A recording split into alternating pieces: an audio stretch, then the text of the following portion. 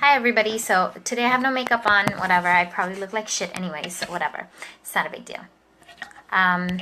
So I wanted to talk about why I support Mufassil Islam leaving the religion of Islam. There are a couple of reasons, not just one. The reasons being Mufassil Islam left Islam because there was a lot of trolls, a lot of Bangladeshi trolls. Even before he left the religion, people started calling him a Nastic and making all sorts of fun of him. And that wasn't right, because now him leaving the religion is not his fault anymore. It's your fault. It's the people who made fun of him that forced him to leave the religion and hate people who preach that religion. And just like that, there's a lot of other people in this world who are Muslims, but they leave the religion due to people of the religion who are Muslims themselves criticizing that, oh, these people are not good enough, or ora bhalo musulman na, whatever. So that's one of the reasons why I support Mufassil Islam for leaving the Islamic religion. The other reason is because in the West, in Europe, the idea of adopting other religions or being tolerant towards other religion have just been like accepted in 1950s, 1960s. Whereas Prophet Muhammad ﷺ had introduced this this religion, accepting and being tolerant of other people's religion in the 600s AD. So think about this. Prophet Muhammad was almost 1,000 plus, almost I would say 1,500, 1,400 years ahead of people in the West recently, just as recent as 1950s, adopting the the idea of being tolerant towards other people's religion and their beliefs. Because, for example, I'll give an example for Bangladesh. Before Bangladesh became 90% Muslim, they were Hindu, okay? And the day they were trying to be Hindu, the time that they were Hindu, within the Hindu culture, Bangladeshi region, a lot of people of the region were considered to be untouchables. As in, like, Hindus couldn't touch those peoples because they had such a low, like, caste system, and that they were so, they come from such a low, job. Like, they were like, some of them were like people who would shine shoes or sell vegetables, etc. So when Islam came within the country of Bangladesh, at that time in 14th century, it was still considered Bharat. It was still considered India, and that I'm talking about during the expedition of Sayyid, I meant the expedition of Hazrat Shah Jalal, along with his 13 followers and 300 soldiers. And that's when my ancestor came along with him, whose name was Sayyid Shah Nasiruddin Sipasalar. That's when these untouchable Hindus of Bangladesh were given a fresh start in life, saying that if you are an untouchable Hindu, become Muslim and you will be equal to your master. And Islam was the way out for these people, these Hindu people, who other Hindu peoples wouldn't even touch. And when these people saw what Islam is and how beautiful the religion is, and that there is equal rights for everybody who is a Hindu or a Hindu or any other caste, whatever, that Islam will give them a Islam will give them a standard, and which is completely different from the Hindu caste system. So because of seeing the beauty in this religion, 90% of Bangladeshi Hindus became Muslim. They converted to Islam. And that was not because, people forced, Islam down their throat. The reason why Muslims who have converted from Hinduism to Islam during the 14th century, during the time of Hazrat Shah Jalal, they had nothing. And when they saw the beauty, they converted. And that's the reason why I support and I respect anybody with any other religion, because that's an essential part of Islam. If you do not tolerate your neighbor being whatever religion that they want to be, you are not a Muslim, because that is a very important part of our religion, is to be tolerant of others' beliefs and of others'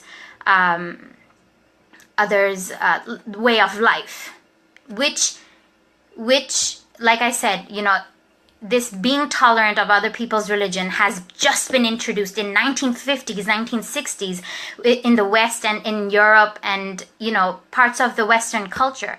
But this being tolerant was introduced by the Prophet during 100 AD, when they saw that Islam actually, prochar kare love and acceptance and treating one another the same way.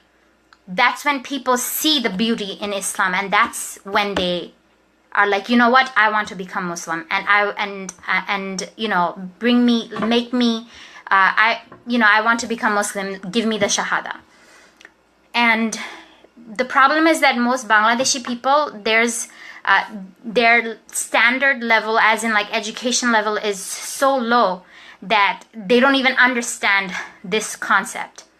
But people who have education and they actually see the video from beginning to the end, they would understand that being tolerant as a Muslim of other people's religion is a part of your religion. Whether you agree with me or not, it doesn't matter. That is the truth. And if you want to go find out the truth yourself, go online, go to Google, go to libraries, go check out hadith and find it out for yourself, because I have done my research. And it was astonishing for me, because I have seen a lot of people get discriminated from the Muslim community who are not Muslim. Like, a lot of Muslim people make fun of other people's because of their religion or whatnot, and they hate them or they make up names for them or whatever. But when you do that, you're not Muslim. You're not Muslim at all. When you're making fun of another person because of their religion or whatever they believe in, you're not a Muslim anymore at that point. Because Islam clearly says that you have to respect everybody from every other religion. And that's the way you will bring other people, with showing love and showing acceptance. That's the only way you will bring other people into this religion, is by showing them care, by showing them that, you know what, you're not just here to most of these people that are giving these angry angry posts are people who don't understand English, or they're uneducated, and they don't even understand what I'm talking about because they don't understand English. And they just heard a couple of words where I said, oh, I accept Mufassil Islam for being who he is, because that's the only way you will help another person to show yourself as a Muslim to be better, to be a better human being, not only for yourself, but for the people that are around you. And if you as a Muslim, you cannot show that love and you keep on hating and hating and hating, the people who don't know anything about the religion will only know that this religion is hateful. It's not about love. But all the religion of Islam is about love, and it's about acceptance. যেটা আমাদের prophet Muhammad সাল্লাল্লাহু আলাইহি সাল্লাম 600 AD-তে প্রচার করছিল to be tolerant of other people's religion. এটা recently মাত্র আমাদের ওয়েস্ট এবং ইউরোপে এটা accepted হয়েছে, কিন্তু তার আগে they didn't even have the concept. তুমি যদি if you go to bunch of Supreme Courts, even my high school, on the top of my high school, which was a very huge, like almost like a castle kind of, look outside of my high school, it had names of philosophers, and it says the greatest philosophers of the world. I mean, it's coming from a Western world. This statement is coming from a Western world, which says that one of the greatest philosophers, right on the top of my school, it said Muhammad, Prophet Muhammad sallallahu alaihi wasallam. How great it is to see, and how great it is to know that our prophet influenced just one person when there was no internet. Just this one tiny little person brought this beautiful religion to this world that made billions and billions of people convert. You think he made them convert with a sword? You think if he wanted to convert people with a sword, there will be any people left in this world? Because everybody would have been killed otherwise, right? The only way you can bring somebody into this religion is by showing your character as a good human being, as an accepting human being, and do what the prophet actually tells you to do. And I'm not claiming that I'm all holy or whatever, but I learn, and I'm learning more day by day. And it doesn't make any sense if somebody says, oh, I am Musliman, I'm the best one in this world. It doesn't make any sense, because there's no best Musliman other than just the prophet and his sahabas. And there's still couple of like Muslimans who follow the book to the T, and those are the people that can claim that, oh, I am the best. But people who live a normal life, who pray 5 times a day, who go to school, do regular things in your life, you cannot claim to be a great person, because that's showing your pride. And the only person in this world who should have pride is Allah, and not us, because we are at the end of the day his creation. Not like I am nobody without his guidance. I am nobody. Like, I can stop breathing any day, if Allah wants that. You know what I'm saying? So this pride of being, oh, I am the best Muslim in this world, whatever, drop that act, because we all know you're not. Because if you were, you wouldn't be sitting over here watching a girl talk. But you are. You are. So if you're sitting over here looking at me talk with my hair open, that means you're not a great and a perfect Muslim yourself. So stop talking shit, and just take this message, this video, as just at its face value for what it is. Don't go looking too deep into this video. Just take it as it is. Just properly live your life. Just live your life like a good person. And if you drink and you smoke and you screw around with girls, and then you come home and pray 5 times a day, it doesn't make any sense. It's basically you're disqualifying yourself of being a good Muslim. So the first thing as a human being a person should do is just be a good person. And then slowly, because following something as amazing as this religion, which is Islam, is very hard. And not everybody in this world can do it to the T like the way Prophet Muhammad sallallahu alaihi wasallam did. Or else we'll all be prophets, but we're not.